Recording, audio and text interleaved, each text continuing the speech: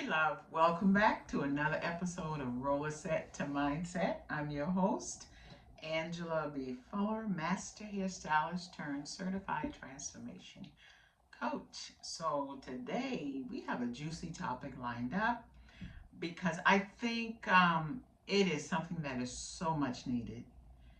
And so, I decided why not talk about it? But before we dive in, I have a pop question for you. And the pop question kind of leads into what the episode is going to be all about. And so, my pop question is this: are you paying attention to your mindset? Are you paying attention to your mindset?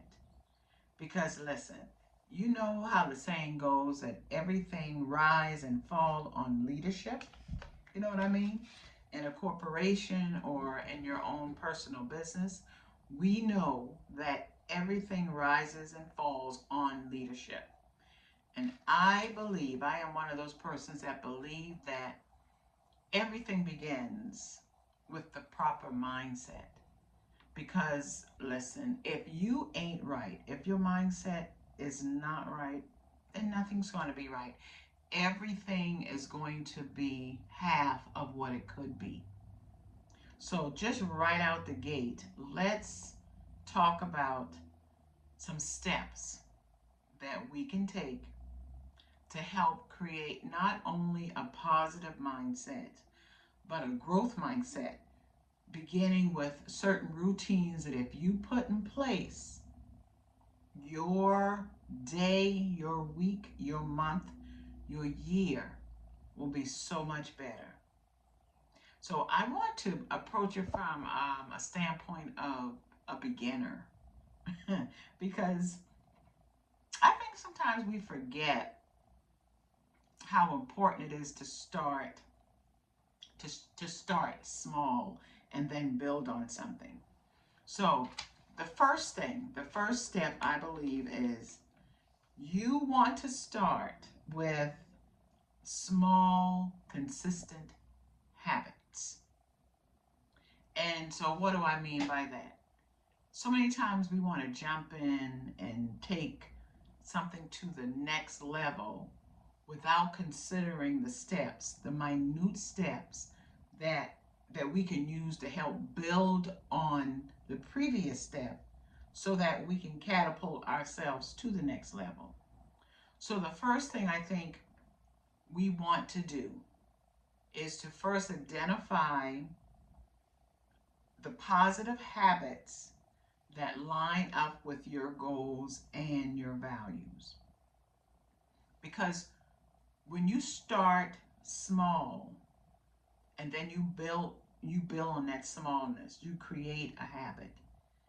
And so you want to from the very beginning identify what those positive habits are that's going to keep you moving forward. If you tell yourself I want to release some weight. So what are the small things that you can do to make that happen? You can begin with just walking instead of running or jogging or going to the gym 3 times a day. Why not just start with, if you are a beginner, with just walking? Walk around the park, walk in your neighborhood, walk through the shopping center. Just basic walking instead of parking close to the door when you're doing your shopping. Why not park further away and walk, allowing yourself to walk further to the store? That's identifying small, little bitty things that you can do to help reach your goal and it lines up with your value. The second thing that I would put under starting with small, consistent habit is this: set realistic goals. Did y'all hear me? Set realistic goals. So, for example, if you want to use meditation as a way to help you balance your day, help you go through your day feeling balanced. Set small, realistic goals. Why not start with 5 minutes of meditation in the mornings instead of trying to push through a whole 30 minutes of meditation first thing in the morning? Or why not establish like 3 things that you are grateful for each morning, as opposed to 12 things you are grateful for starting out in your morning? Because when you set realistic goal, it's a way to trick your mind that you are more in touch with yourself than what you really are. And then you prevent yourself from going into overwhelm. Because I can remember when I was trying to change my habits, there was so much overwhelm because I was trying to do everything. I was trying to do it quick. I was trying to do it like a boss. And then frustration set in and it just messed everything up. So set realistic goals. The next thing, the third thing that falls under start with small, consistent habit is this. Y'all ready for this one? Establish consistency. If you decide you're going to do a thing, instead of doing it, even if you do it once a week, let that once a week be on a Monday or a Tuesday or a Wednesday. Don't hop around. Just be consistent on how you're going to do it. Another thing that will help with establishing consistency is sometimes we need reminders. I sometimes use sticky notes that help me to put everything together, help everything to fall in place. The next thing, certain days of the week, like I said, instead of trying to do it once a week, any day of the week, do whatever it is you're trying to achieve once a week on the same day. Or even if you decide, okay, I'm going to do this thing once a month, let it be just that at the beginning of the month. Not the beginning, the middle, or the end of the month, but just stick with the beginning of the month, and you will find that it makes a difference in how things flow. When you are trying to create a different mindset, a more positive mindset, it's so important to start with small, consistent habits. The second step I would suggest, I know it's something that really, really helped me, was that I created a morning routine because I'm a morning person. You know, there are some of us, and then you can adjust all of this to fit your schedule. But for my morning people out there, create a morning ritual. And what I mean by that is first thing in the morning, design that morning routine to work for you. If you have say for instance, you have a stressful job or you are an entrepreneur and the way you have to deal with your clients or your business partners, you know it's going to be stressful. Well, create a morning routine that's going to create balance in you. Or if you have a very, if first thing in the morning it is required for you to be alert and coffee is not your drink, then how about doing something that's going to uplift you or energize you? That could be something like deep breathing, that could be stretching, that could be um, telling yourself, creating a routine whereby you tell yourself, you do like positive affirmations to get yourself going, because that could very well work for you. Some people use positive affirmations, some people exercise, some people listen to music, whatever that you can do that's going to be a morning routine that gives you what you need starting out with your day. Another thing I do is I practice gratitude. I get up in the morning and the first thing I do before even going to social media, before even going in the bathroom to get myself together.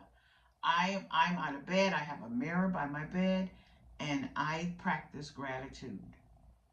I do it every morning, particularly every week morning, because it puts me in the right frame of mind, and it just helps me to set the intention for my day. It helps me to step out of that mindset of woe is me, or it keeps me out of that mindset of, oh, I've got so much on my plate. No, I give gratitude for being in the position to handle everything that's on my plate. I give gratitude for being in the position to be trusted to make changes in my life, in the lives of others throughout my day. And when I do that, I don't I don't stay stuck in the overwhelm that can sometimes happen. So secondly, create a morning ritual, a ritual.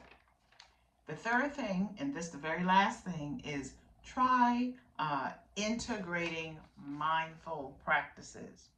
And so what do I mean by that? First, you want to start with mindful moments, because it's the moments that lead into your day. So start with mindful moments. Check in with yourself, you know, check in with your thoughts, check in with your emotions, and pay attention to how you receive what's coming at you so that you don't put yourself again in a state of overwhelm.